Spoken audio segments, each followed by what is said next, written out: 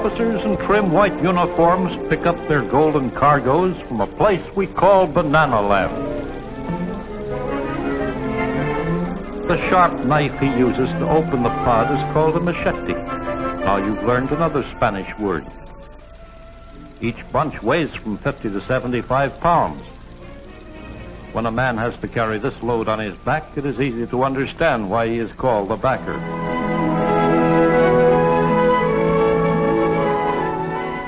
Remember, it's called a machete. Within 12 hours, 10 million bananas have been taken aboard and the ship is on its way to the United States. Bananas are a favorite breakfast fruit in every home. Doesn't that look good? Yes, and it's nourishing too. We know you like bananas.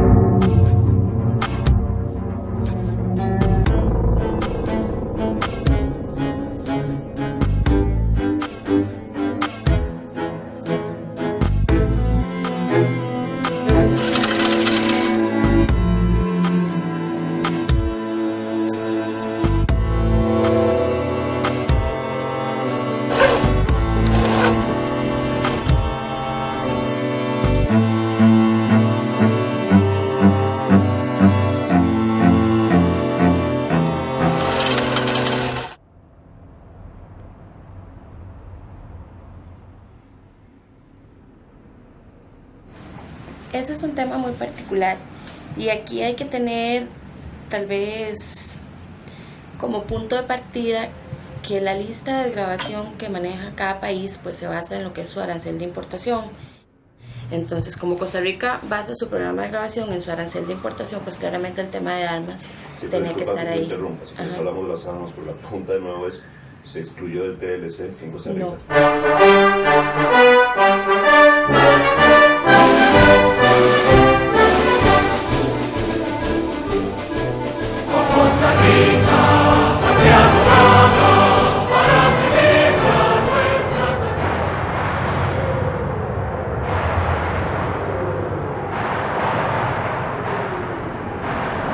Hay suficientes fuerzas en Irak que están en contra de convertir Irak en una especie de república de banano, es decir, donde McDonald's entra y pone todas sus cadenas de restaurantes, hospitales, que yo les llamo, ¿no?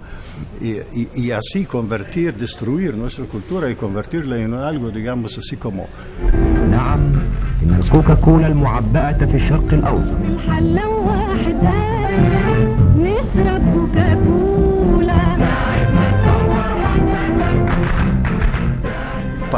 Contra esto hay sí suficientes fuerzas que no están de acuerdo en esto y no necesariamente solamente entre los insurgentes.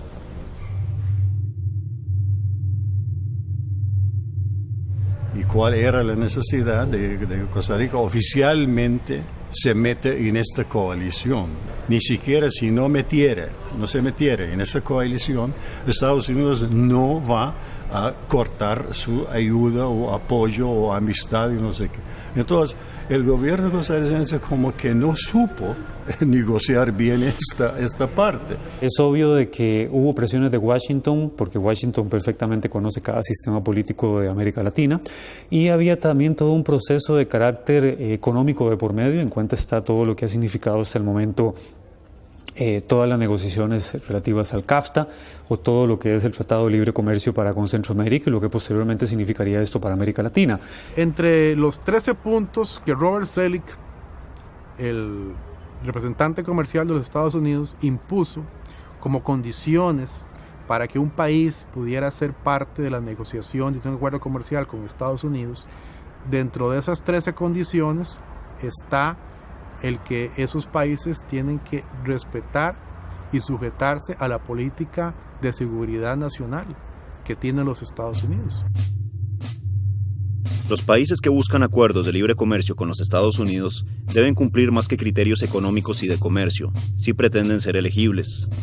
Como mínimo, estos países deben cooperar con los Estados Unidos en su política exterior y en sus metas de seguridad nacional. Negociar un tratado de libre comercio con los Estados Unidos no es algo a lo que alguien tenga derecho. Es un privilegio. 7 inches tall, she stands on the threshold of fame and fortune. Este privilegio para entrar en el TLC significaba para Costa Rica abandonar una antigua declaración de neutralidad en conflictos armados para unirse a la lista de la coalición contra Irak. El presidente de Costa Rica, el doctor Abel Pacheco, tuvo algunos problemas para justificar esa participación. Su principal argumento era advertir sobre un evidente ataque nuclear de Irak contra nuestro país.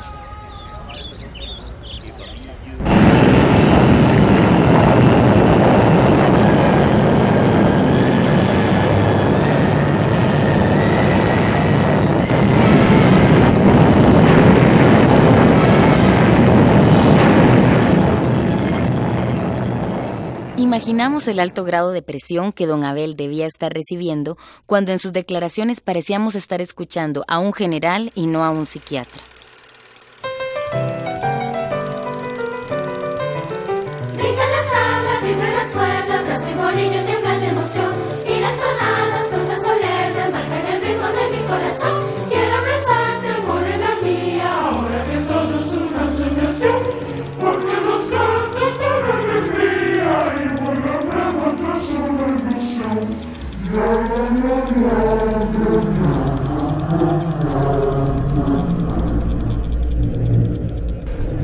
Bueno, yo diría que esta cita es una cita muy curiosa y muy misteriosa, ¿no?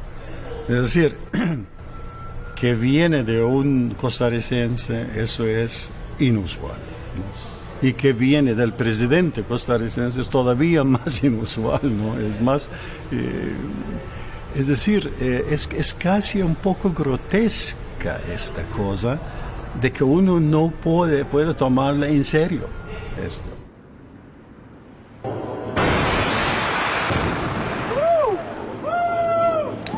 Pero Costa Rica portaba de hecho algo más que un nombre en una lista a las milicias estadounidenses. Desde antes de la guerra, trabaja en las zonas francas del país una de las 3 sucursales de la empresa estadounidense REMEC, que aunque oficialmente produce circuitos para radiocomunicación, han surgido algunas inquietudes por el uso que se les da. Tiene una rama que se dedica a lo que llama la defensa y lo espacial, ¿verdad?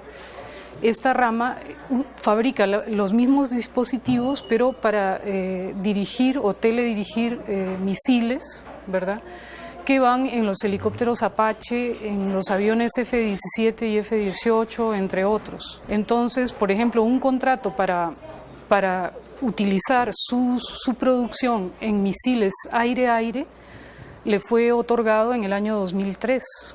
Estamos hablando de la guerra en Irak.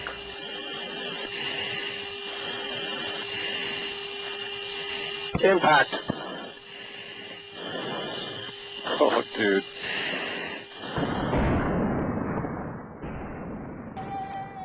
Costa Rica ya es entonces parte de la producción mundial de armas. Luchando contra esto, en el año 2003, un grupo de diputados, grupos civiles y religiosos solicitaron a los negociadores del TLC la prohibición en el tratado de producir o comerciar armamento militar en Costa Rica. Se trató de que se escuchara esta voz también en las negociaciones, pero fue infructuoso. Entonces, tal y como está el tratado hoy día, no hay ninguna clase de restricción para que empresas de este tipo vengan a Costa Rica. Pero no solo no aparecieron estas restricciones, sino que en el TLC se terminó incluyendo todo tipo de armas de guerra como objeto de comercio. Así, el tratado asegura cómodos precios para la compra de tanques, buques de guerra, lanzacohetes, lanzatorpedos y hasta lanzallamas. Llama la atención que los negociadores facilitaran la compra de lanzallamas, un arma que hasta donde sabemos solo puede usarse de manera ética para matar monstruos con propensión a la violencia.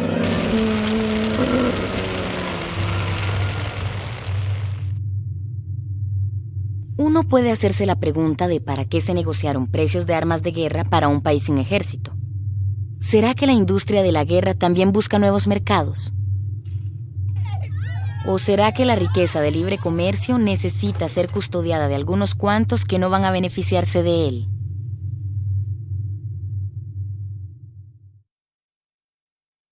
Me parece poco serio que haya sido hecho de esa forma, como informal, como que hubiera llegado a una pulpería y entonces le dice a los que están ahí, a los clientes, vamos a hacer esto. Eso hubiera meritado realmente una posición de haber convocado los medios de prensa, como lo hace un país serio, como lo hace un mandatario serio en asuntos tan delicados como lo que significa apoyar a un país en una guerra.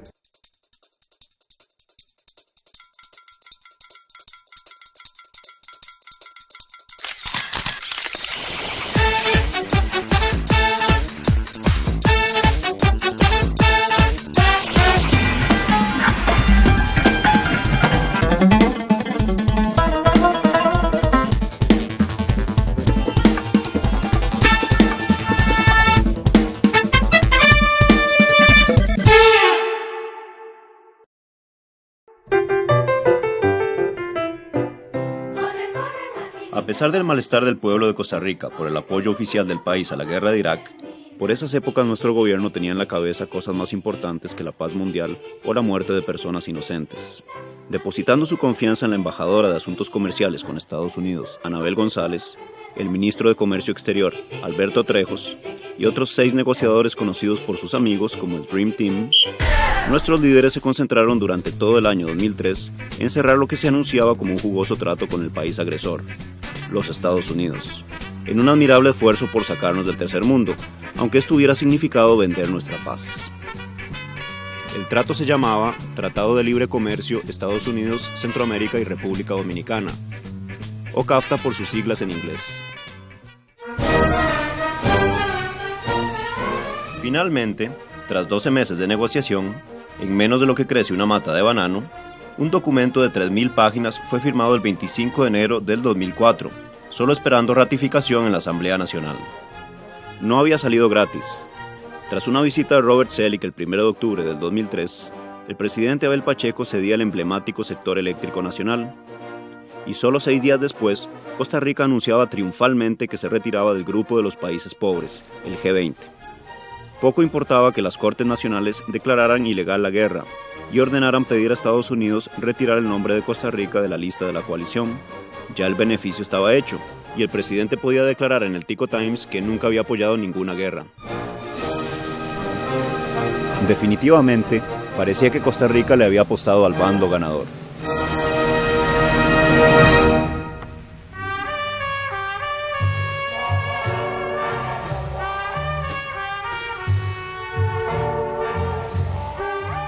Por desgracia, para julio del año 2004, se empezaron a conocer los detalles de lo que se firmó, pues los temas de las negociaciones se mantuvieron fuera del conocimiento público por una cláusula de confidencialidad solicitada por los Estados Unidos.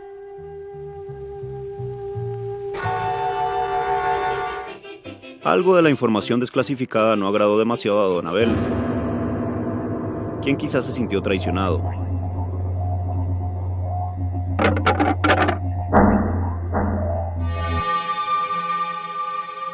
El presidente decidió entonces postergar el envío del tratado al Congreso, en donde tendría que ratificarse para su entrada en vigencia.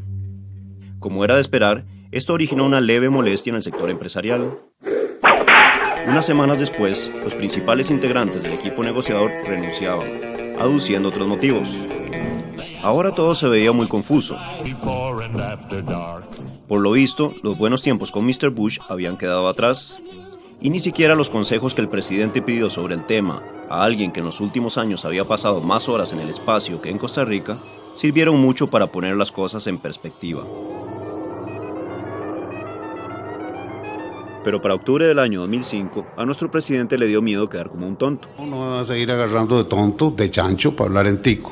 Así es que vamos a cambiar esto. Voy a mandar el TLC.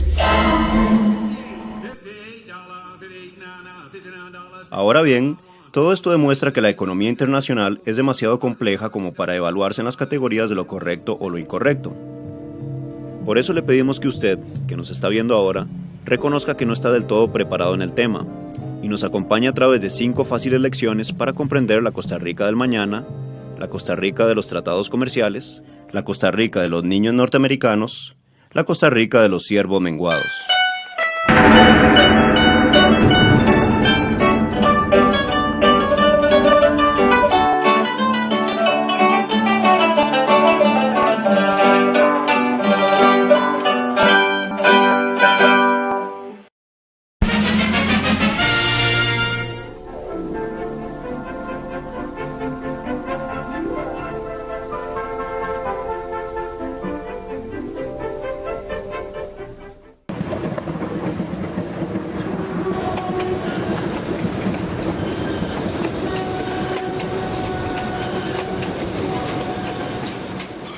El TLC es un tratado entre Estados Unidos, 5 países centroamericanos y República Dominicana, que intenta garantizar nuevas ventajas al comercio internacional entre estos países, o como son llamados indistintamente en el TLC, las partes.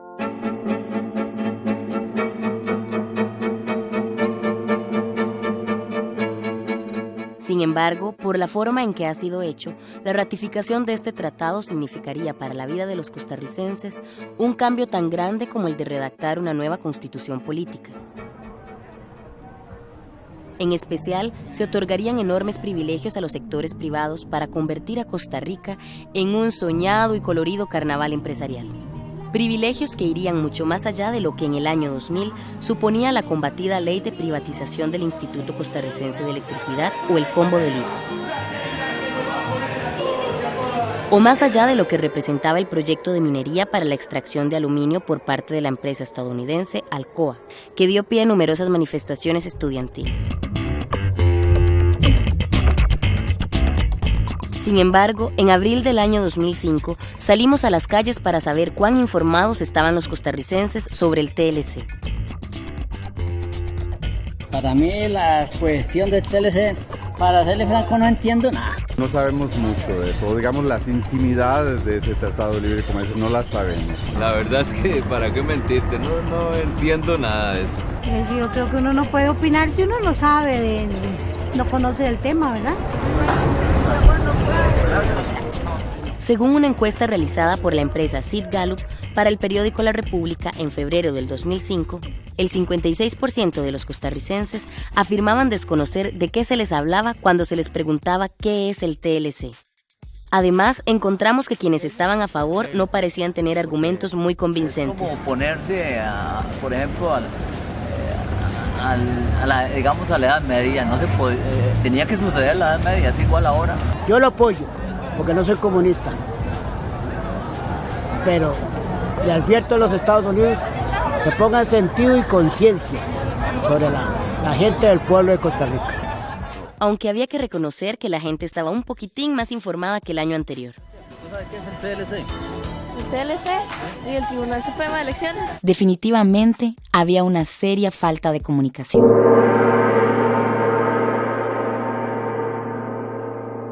Pero no se les podía echar la culpa.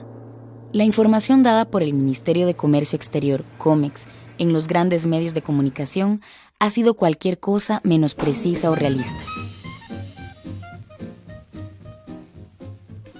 ¿Se acuerdan, por ejemplo, de los 500,000 empleos del sector exportador que estaban en riesgo si no se aprobaba el TLC y que nunca se volvieron a mencionar? Ese número de los 500,000 empleos famosos que mencionaba los líderes del Ministerio de Comercio Exterior anteriores, se refieren a 500,000 empleos directos e indirectos relacionados con todo el sector exportador en su conjunto. Y pensemos que el sector exportador no solo exporta a los Estados Unidos, exporta a Centroamérica, que es nuestro segundo mercado, a Europa y a terceros mercados, Asia, etc. En definitiva, los empleos directos e indirectos que se relacionan a regímenes especiales de exportación a los Estados Unidos son 93,000 empleos directos e indirectos. Un estudio de Procomer dice que empleos directos son 65,000 empleos ligados a regímenes de exportación unilaterales a los Estados Unidos. ¿Cómo explicar tanta audacia? Quizás para el COMEX hasta la verdad podía comprarse con los 1,000 millones de colones que consiguió para gastar en propaganda a favor del TLC. Otros recursos aparecieron después de que todos los negociadores del tratado renunciaron a sus puestos públicos en el COMEX y fundaron un grupo privado llamado Por Costa Rica. Por Costa Rica ha logrado financiar una campaña larga y costosa a favor del TLC. Para todos es bueno. Da curiosidad saber de dónde salieron estos recursos, aunque la pregunta del millón sería: ¿cuándo es que los intereses de los negociadores por el TLC dejaron de ser públicos y se convirtieron en privados? Déjenos aclararle que no queremos negar el valor potencial que tienen los tratados de libre comercio como instrumentos de desarrollo, ni siquiera la importancia de Estados Unidos como socio comercial, aunque ciertamente no quisiéramos ver más documentales de Bananilandia en el futuro. Más bien, el primer problema que vemos con este tratado es que de él no se pueden esperar ni siquiera las eventuales ventajas que traería un libre comercio real. El TLC se inspira en la doctrina económica llamada neoliberalismo. Esta doctrina interpreta que la verdadera prosperidad económica se da cuando los estados del mundo no interfieren con el comercio internacional. También sostiene que los servicios deben liberalizarse, es decir, que no deben estar en manos de un estado o controlados por él, sino dejados por sí solos a que se formen según una libre competencia. Técnicamente, el TLC defiende un tipo de comercio libre en este sentido, pero en la realidad practica una cosa muy distinta. En primer lugar, seamos claros en que el Tratado de Libre Comercio no es un tratado de libre comercio, en el sentido de que lo que se hace es administrar el comercio. Es otra forma de administración del comercio. Por eso tenemos un tratado que tiene tantísimas páginas, que tiene 22 capítulos con 3 anexos. La parte estrictamente comercial de este tratado en realidad se circunscribe a los capítulos 3 al 8, que en sí no representan ni el 10% del tratado. Si fuera un tratado de libre comercio, sería una cosa muy simple, donde se dice: a partir de este momento se permite el libre comercio de bienes, servicios y factores de producción entre las partes contratantes. Media página y con eso tendríamos un verdadero tratado de libre comercio. ¿Será tan libre un tratado que hasta prohíbe la producción de whisky fuera de Estados Unidos? ¿O que prohíbe el comercio de productos agrícolas con organizaciones no gubernamentales que son las que más favorecen a los productores humildes? Pero lo más importante es que el CAFTA parece violar los principios más básicos del libre comercio.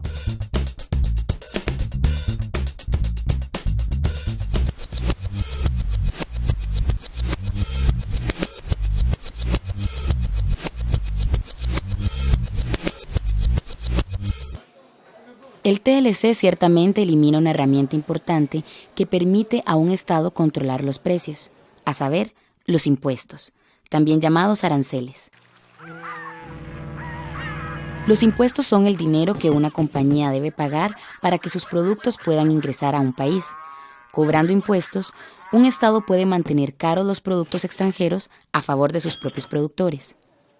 Una de las funciones fundamentales del TLC es establecer plazos para ir eliminando impuestos de casi todos los productos de comercio hasta llegar a su desaparición total.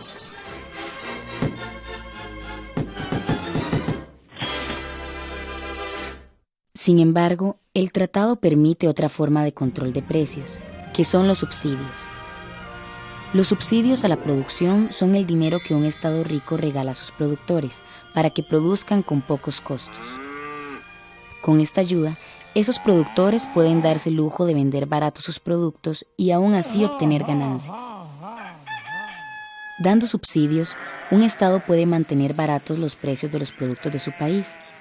De hecho, mediante la firma del llamado Farm Bill o Ley de Protección de Granjas, en el año 2002, Estados Unidos incrementó sus subsidios directos a $180 mil millones en 10 años.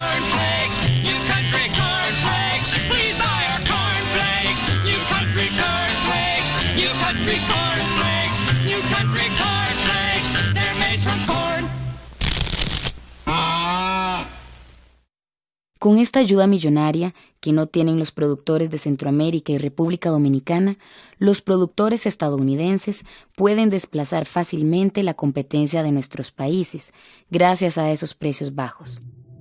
Como explicaremos más adelante, no piense ingenuamente que esto se traduciría en precios bajos definitivos para nuestros consumidores.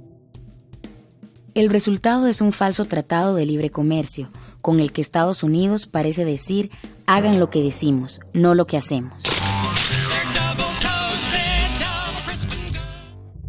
Nuestros negociadores no pusieron suficiente énfasis en controlar esta desigualdad, según opina un entendido en tratados de libre comercio, el jefe de negociación del TLC Costa Rica-México, Renzo Céspedes. En donde un país que no provea subsidios equivalentes a su producción para poder competir en un mercado abierto con otro país, sencillamente va a ver desplazada su producción.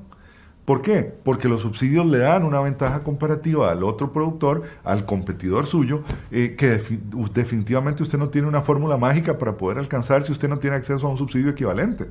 Entonces eso plantea una situación asimétrica que, al contrario de lo que dice la teoría del comercio internacional, es decir, en lugar de darse a favor de la parte más débil, se da a favor de la parte más fuerte.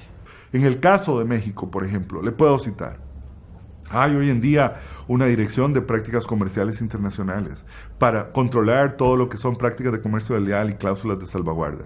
Esa unidad solamente tiene 120 funcionarios de alto nivel trabajando permanentemente al servicio de la producción exportadora y de la producción nacional del mercado local mexicano.